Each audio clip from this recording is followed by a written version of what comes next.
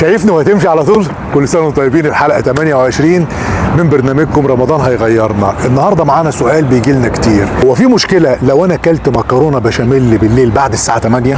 في ناس كتيره فاكره اللي هي لما بتاكل متاخر بالليل ده هو السبب الوحيد اللي هي بتتخن او بتطلع لها كرش، لكن الحقيقه غير كده. الجسم ما بيحسبش الساعه اللي انت بتاكل فيها او الوقت اللي انت بتاكل فيه، الجسم بيحسب السعرات الحراريه اللي بتدخل جسمك.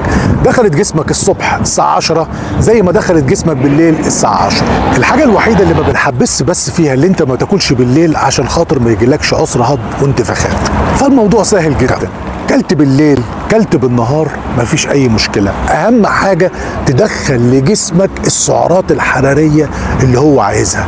عايز 2000 سعر حراري يبقى لازم تحسب اللي المكرونه دي تكون من ال 2000 سعر حراري، مش زياده عن ال 2000 سعر حراري، عشان لو زودنا عن ال 2000 ساعتها بنزيد في الوزن.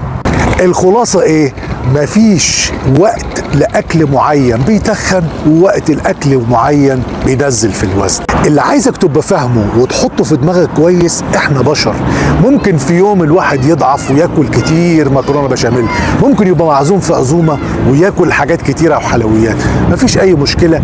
ارجع تاني، ما تحاولش اللي انت تمشي في الطريق الغلط، ارجع تاني وابدأ من جديد. سلام.